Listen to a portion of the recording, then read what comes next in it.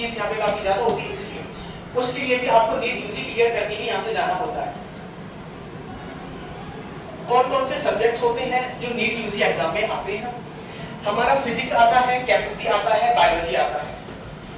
ये बिल्डिंग शायद आपने इससे पहले कभी देखी हो। एनीवन कैन गेस ये बिल्डिंग किस चीज की है? कभी फोटो वगैरह, कभी किसी वीडियो वगैरह देखा हो, इंस्टाग्राम में कभी देखा हो। ये जो फोटो है हमारी मेडिकल कॉलेज की है, एम्स की।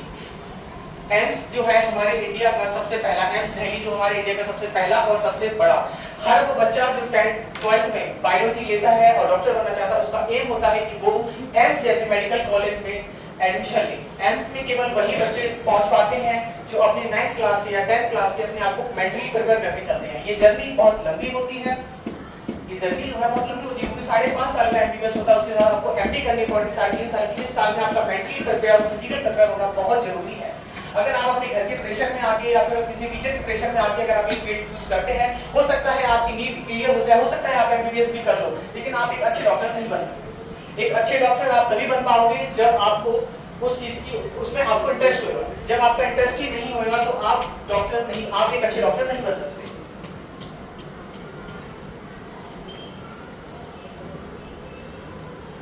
ये जो है एम्स की पिक्चर है, all India institute of medical science. AIIMS की बहुत सारी ब्रांचेस हैं, AIIMS Gorakhpur, AIIMS Roorkee, AIIMS अपने लखनऊ में भी है, जम्मू कश्मीर में भी है, ब्रांचेस बहुत सारी हैं, लेकिन जो पहली ब्रांच है वो एम्स की दिल्ली में है।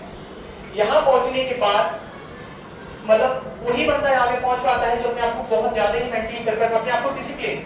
जब तक आप अपने आप को डिसिप्लिन में नहीं रहोगे तब तक आप एम्स में क्या एक सिंपल मेडिकल कॉलेज में भी नहीं पहुंच सकते। बहुत जरूरी है अपने आप को डिसिप्लिन करना, क्योंकि एक डॉक्टर की जो लाइफ होती है वो 3 से 4 घंटे तक वो ऑपरेशन थिएटर में रहते हैं। ऑपरेशन थिएटर में वही बंदा रह पाएगा जो अपने आप को मेंटली प्रिपेयर करके जाएगा, उसको पता होगा मुझे डॉक्टर बनना है, हाँ मेरे को ये ऑपरेशन करना है।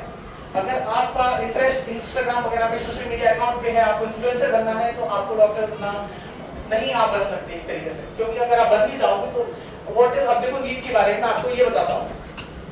नीट क्या है? National eligibility cum entrance test. आपको ये पता होना चाहिए, ठीक है ना। कौन कौन से सब्जेक्ट्स आते हैं मैंने अभी आपको बताया, फिजिक्स आता है, केमिस्ट्री आता है, बायोलॉजी आता है।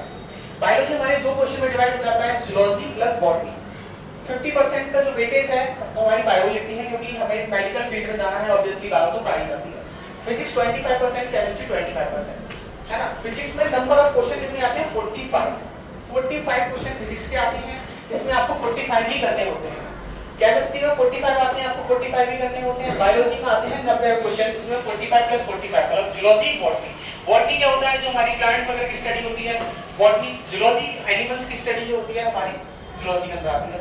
टोटल 180 क्वेश्चंस आते हैं, आपको 180 में से 180 क्वेश्चन ही करने होते हैं। इसमें नीट में जो क्वेश्चन आता है, एक क्वेश्चन 4 मार्क्स का होता है। अगर आपने क्वेश्चन सही करा तो आपको 4 मार्क्स मिलेंगे। अगर आपका क्वेश्चन गलत है तो आपको उसमें से एक नंबर डिडक्ट कर दिया जाएगा।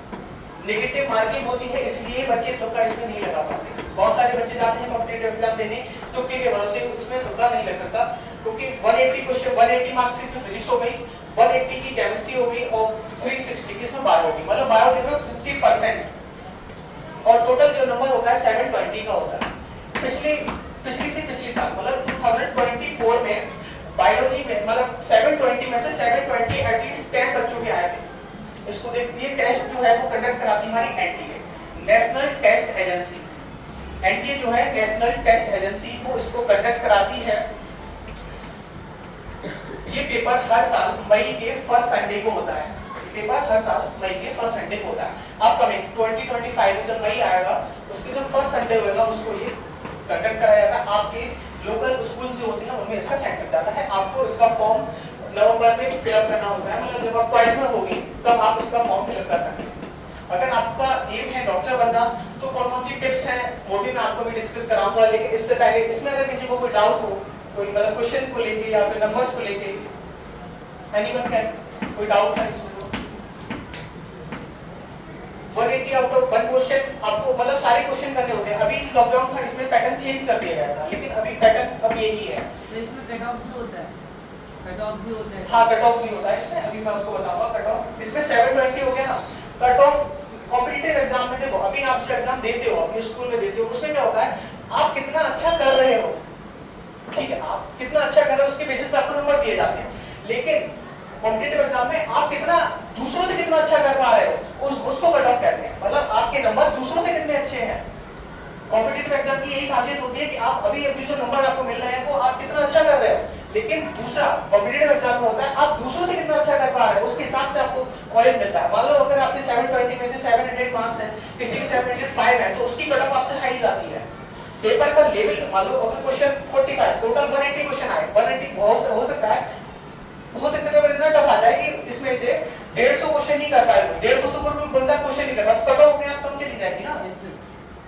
150 नंबर आ गया, 150 से कट ऑफ कम गई, तो फिर आपने कितना अच्छा करा, आपने दूसरों से कितना अच्छा करा, उसके बेसिस पे आपको यहाँ पे वो मिलता है, ठीक है।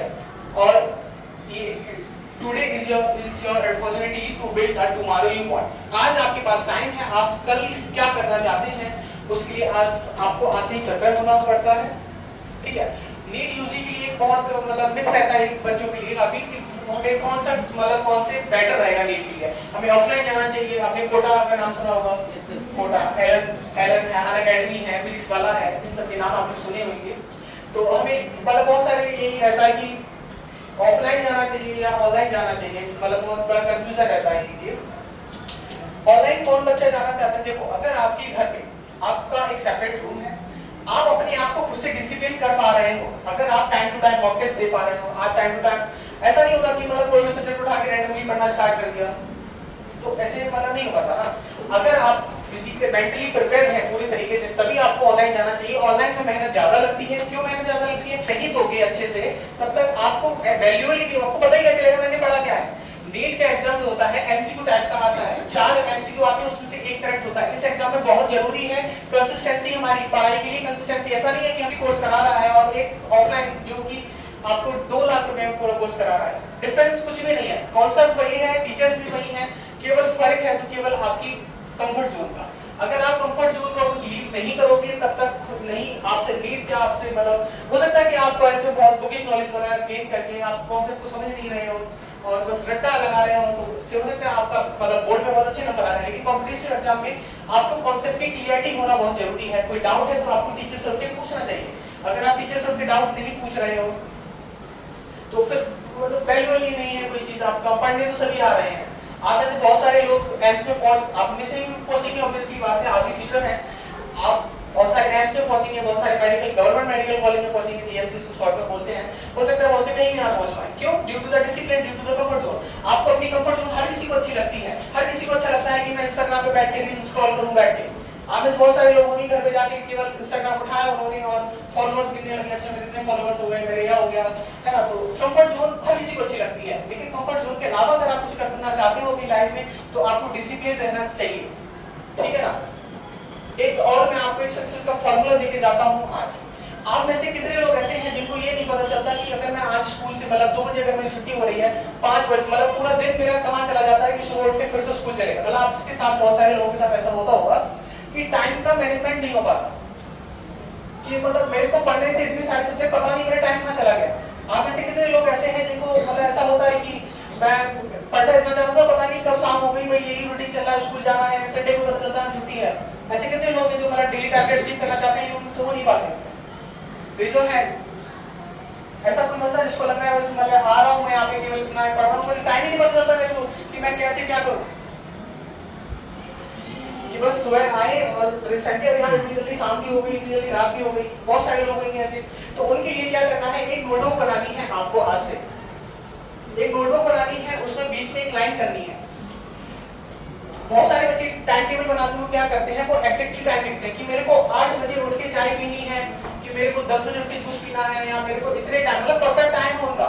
तो ऐसा टाइम टेबल कभी भी फॉलो नहीं हो सकता है कि मतलब 8 बजे उठ के, हो सकता है आपकी मम्मा ने चाय नहीं बनाई उस टाइम पे 8 बजे, आपको चाय पीनी है 8 बजे, तो ये डिसिप्लिन नहीं करता। आपको एक नोटबुक, एक सेपरेट नोटबुक बनानी है, उस पे अपना ऊपर टारगेट लिखना है, अपना उस पे टारगेट लिखना है, आप क्या अचीव करना चाहते हो, आप डॉक्टर बनना चाहते हो, आपका एम्स है, आप एम्स में जाना चाहते हो, आपकी आईआईटी में जाना चाहते हो, आप टीचर बनना चाहते हो, जो भी आपका टारगेट है, उसके लिए आपको एक टारगेट नोटबुक बनानी है आज। और इस नोटबुक पे आज आपको लिखना है, अच्छा मेरे को केमिस्ट्री पढ़ना है, केमिस्ट्री मेरे को बराबर पढ़नी है, फिजिक्स मेरे को बराबर पढ़नी है, बायो मेरे को बराबर पढ़नी है।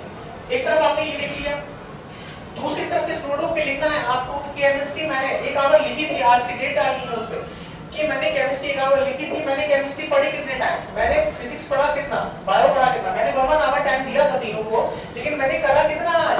अगर आपने मान लो सको अपने आप से ईमानदारी रखनी है तभी सिलेक्शन होता है। कोई सक्सेस का फॉर्मूला नहीं होता, कोई टीचर ऐसा नहीं है टॉनिक आपको कोई स्कूल में आप चले जाओ, कोई भी टीचर हो ऑफलाइन अगर 2 लाख रुपए भी कोई अगर टीचर ले रहा है ऐसा नहीं है वो आपको कोई टॉनिक करा देगा कि आपको सब कुछ आ जाएगा। डिसिप्लिन में रहना वो लोग सिखाते हैं, डिसिप्लिन में अगर आप पहले से रह के ध्यान से जाओगे, अभी आपका लेवल 8 अगर आप 8 से 9 क्लास में जब जाओगे अपने आपको एनसीईआरटी बुक्स को अगर आप अच्छे से पढ़ोगे, रिवाइज करोगे, चीजों को समझोगे, स्कूल्स में एक्टिविटी इसीलिए कराई जाती है कि आपको वहां चीजें सिखाई नहीं।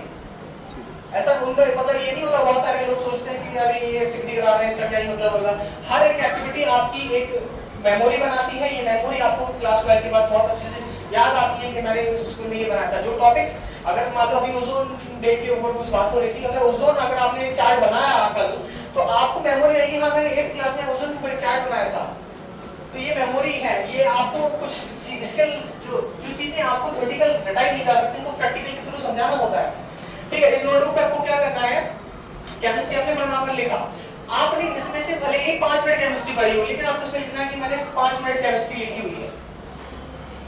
जिस दिन आप डेली लिखोगे, जिस दिन आपकी ये जो यहाँ पे जो टाइम लिखा हुआ है अगर ये टाइम इस टाइम की वैल्यूएबल आ गया और 1 घंटे की केमिस्ट्री अगर आपने लिखी थी और आपने 1 घंटे केमिस्ट्री कर ली, आपको अपने आप में कॉन्फिडेंस आएगा कि मैंने 1 घंटे की केमिस्ट्री लिखी, मैंने 1 घंटा पूरा करा है। स्टार्टिंग में हो सकता है, स्टार्टिंग में मैं मतलब हर कोई होता है कंफर्ट जोन में रहते हैं लोग, 1 घंटा मतलब मैंने लिखा था ठीक है मैं 5 मिनट पढ़ पाया ठीक है, लेकिन आपको चीजें रियलाइज होगी, रियलाइज करोगी तो आपको चीजें सामने से दिखेंगी। टेस्ट क्यों कराए जाते हैं स्कूल में, एग्जाम क्यों कराए जाते हैं, क्योंकि आपको अपने अपना वैल्यू और अपना लेवल पता चले कि मेरा लेवल क्या है। लेवल अप कराने के लिए चीजें बहुत सारी होती हैं, आप YouTube वगैरह पे जाकर बहुत सारी वीडियो मिलेंगी, लेकिन हमें वो वीडियो पर देखनी थोड़ी है। मैंने तो काफी सारी फैमिली को भी देखा है कि वो अपने बच्चे की रील्स बनाते हैं बैठा के उसे कि बेटा इस जमाने में नाच के दिखाओ, ये वाला ट्रेंड में चल रहा है और इसमें क्लास 11 और क्लास 12 दोनों का सिलेबस नीट में आता है और साइंस है तो क्योंकि बायो है, केमिस्ट्री है, फिजिक्स है, ये जो साइंस के जो सब्जेक्ट्स होते हैं उनको रिवाइज करना बहुत जरूरी होता है। रिवाइज करने का सबसे अच्छा तरीका है शॉर्ट नोट्स बनाना। बहुत सारे लोग आपको कहेंगे कि उसके नोट्स ले लो, इसके नोट्स ले लो, हमारे इंस्टीट्यूट के नोट्स बहुत बेहतर हैं, लेकिन नोट्स जो आप अपने आप से प्रिपेयर करोगे वो बेहतर होते हैं, है ना। तो मतलब नोट्स अगर आप बहुत सारे मैंने देखा है कि लोग क्या करते हैं कि कोई टॉपर है उसके नोट्स के पीछे पड़ जाते हैं, इसके टॉपर के नोट अगर मेरे को मिल जाए तो बहुत बढ़ जाए। नोट्स आपके ही आपके लिए वैल्यूएबल हैं, हर किसी के दूसरे के नोट्स देखने में बहुत अच्छे लगते हैं, अच्छा ये है, लेकिन जब उनको तुम प्रिपेयर करना चाहोगे तो तुम्हें मजा ही नहीं आएगा। जब तो अपने आप से नोट्स बनाओगे ना तब कंसिस्टेंटली रिवीजन बहुत जरूरी है। नीट में अगर आप डेली पढ़ रहे हो ना 6 घंटे की सेल्फ स्टडी बहुत होती है, आपकी बहुत सारे टॉपर्स की न्यूज़ सुनोगे कि मैं 18 घंटे पढ़ता था, 1 घंटा पढ़ता था, वो कुछ नहीं है। आपको कंसिस्टेंटली रिवीजन करना है। ये चीजें अगर आप अभी भी फॉलो करोगे ना तो अपने आप का लेवल अप कर पाओगे। आज के टाइम में हर कोई चाहता है कि मेरा लेवल अप हो, मैं दूसरों से बेहतर हूं। हर कोई आजकल इसी रेस में दौड़ रहा है कि मैं दूसरों से बेहतर अपने आप को कैसे पाऊं। मॉक टेस्ट देना, मॉक टेस्ट क्योंकि नीट का एग्जाम में एमसीक्यू होता है, आपको पता है एमसीक्यू प्रैक्टिस में तभी आती है जब उसको टेस्ट देंगे। मैंने 720 का मान लो पेपर में डायरेक्ट पेपर देने चला गया तब तक मेरे क्या ही होगा, लेकिन अगर मैं पहले से क्वेश्चन कर रहा हूं और मैं अपनी मिस्टेक से एनालिसिस कर रहा हूं कि अच्छा मैंने अगर इसको मतलब क्वेश्चन को टिक करा और इसमें ये था तो मतलब उसको मॉक टेस्ट आपको आपकी रियलिटी बताते हैं, आपको अपना मतलब बताते हैं आपका लेवल क्या है, आप उस लेवल पे फाइट कर पाओगे। क्योंकि 15 लाख बच्चे नीट के लिए फॉर्म करते हैं, आप सोचते हैं बनारस डिस्ट्रिक्ट से आप हैं, पूरे ऑल ओवर इंडिया में ये एग्जाम कंडक्ट कराया जा रहा है। आप अपने आप को दूसरों से बेहतर तभी पाओगे जब आपको पता होगा मॉक टेस्ट में अच्छा मेरे 500 प्लस स्कोर आ रहा है, मतलब मुझे थोड़ी सी मेहनत करने की जरूरत होता है, फिर मेरा इस तरह सिलेक्शन हो जाता है। मैं मेरे शॉर्ट नोट्स मैंने आपको ऑलरेडी बता दिया। और 4 चीज डिसिप्लिन, डिसिप्लिन इतनी मस्त है, डिसिप्लिन में रह के इंसान वो कर सकता है जो मतलब एक कहते हैं ना कि अगर कोई मतलब बहुत सारे लोग होंगे कि मैं पढ़ने में अच्छा नहीं हूँ, मुझे अच्छा नहीं लगता पढ़ना या फिर मेरी यो नहीं है। डिसिप्लिन में अगर कोई बंदा रह रहा है ना तो वो अपने आप को दूसरों से बेहतर पाएगा, भले ही उसको नहीं आता हो कुछ, लेकिन वो अपने आप को डिसिप्लिन में बहुत बेहतर पाएगा। और 5 है रीड एनसीईआरटी बुक्स। आप चाहे सिविल सर्विस में जाना चाहते हो, कोई सा भी कॉम्पिटिटिव एग्जाम में, एनसीईआरटी बुक्स आपकी एक वरदान है। बहुत लो कॉस्ट में गवर्नमेंट आपको अवेलेबल कराती है एनसीईआरटी बुक्स, एनसीईआरटी नोट्स बहुत जरूरी है। इन सब चीजों को, ये टॉपिक्स आपको देखने में लगे उनके भी 5 चीजें हैं, डिसिप्लिन, शब्द कितना छोटा है ना, डिसिप्लिन, लेकिन अगर आप इसको फॉलो करोगे, यहाँ से भी डिसिप्लिन किसी बंदे ने स्टार्ट करा तो कहाँ से कहाँ तक पहुँच सकता है। डिसिप्लिन और बहुत बड़ी चीज होती है अपने आप में। एक होता है टाइम मैनेजमेंट, जिस बंदे का टाइम मैनेजमेंट जितना अच्छा होता है, सक्सेस हर किसी को मिलती है, किसी को पढ़ाई से मिलती है, किसी को किसी और से मिलती है, किसी को डॉक्टर बन गया उसको सक्सेस मिलना बहुत आसान, लेकिन एक राइट टाइम पे सब चीजें करना बहुत जरूरी है। अगर आपको एक राइट टाइम पे, मान लो बहुत सारे लोग आप ऐसे लोग नीट पे डॉक्टर बनना चाहते हैं, मेरे को पता नहीं, आपको 12th के बाद पता चले कि अच्छा नीट एग्जाम देना होता है, तो आप कैसे प्रिपेयर कर पाओगे। अभी आपके जितने बच्चे होंगे जिसमें पता होगा कि आप मुझे डॉक्टर बनना है, तो वो अपने आप को डिसिप्लिन लेके चलेंगे ना, अच्छा मुझे डॉक्टर बनना है, नीट यूजी एग्जाम करना है मेरे को, क्लियर। और इस टाइप की हमारी आंसर शीट होती है नीट। ये हमें जो शीट है, ये हम कहते हैं ना, एक piece of paper can decide my future, तो ये वही शीट है जो आपका फ्यूचर डिसाइड कर सकती है। अगर आपने इसको कर लिया, इस शीट पे, ये शीट जो है ना, ये शीट आपका फ्यूचर डिसाइड कर सकती है अगर आप डॉक्टर बनना चाहते हैं तो। इसमें आपको कोऑर्डिनेटर शीट बोलते हैं इसको, यहाँ पे आपकी मम्मा का नाम, पापा का नाम, यहाँ पे जो आप टीचर का साइन, यहाँ पे रोल नंबर होगा, और ये देखो ना 45 क्वेश्चंस इसमें फिजिक्स के हैं, 46 to 90 इसमें केमिस्ट्री है, और 180 क्वेश्चन बायोलॉजी। आपको एक बुकलेट मिलती है, उस बुकलेट का नंबर आपको इसमें फिलअप करना होता है। ये वही पेपर है जिसको फिल करने के बाद अगर आपने इसमें से 180 क्वेश्चंस में से अगर आपके 150 प्लस क्वेश्चन अच्छे गए, तो आप एक गवर्नमेंट मेडिकल कॉलेज से free of cost MBBS mass free of cost MBBS की डिग्री कर सकते हैं। एमबीबीएस की फुल फॉर्म होती है bachelor of medicine, bachelor of surgery. ये जो कोर्स है एमबीबीएस 5.5 साल का होता है। इसमें आपको सर्जरी सब्जेक्ट पढ़ाया जाता है, फार्माकोलॉजी पढ़ाया जाता है, कौन सा ड्रग कहाँ जाके रिएक्शन शो करता है वो आपको सब कुछ डॉक्टर में बताया जाता है, कौन सा पार्ट लिवर हमारा कहाँ पे है, किडनी है, किडनी का पूरी फिजियोलॉजी, मेंटलिटी सब कुछ पढ़ाया जाता है। एनाटॉमी, हमारे एमबीबीएस में 3 सब्जेक्ट होते हैं फर्स्ट ईयर में, एनाटॉमी, फिजियोलॉजी और बायोकेमिस्ट्री। बायोकेमिस्ट्री केमिकल्स वगैरह की बात करता हूँ। ओवरऑल 5.5 साल के बाद एक आप अपने आप को एक डॉक्टर कह सकते हैं, ऐसा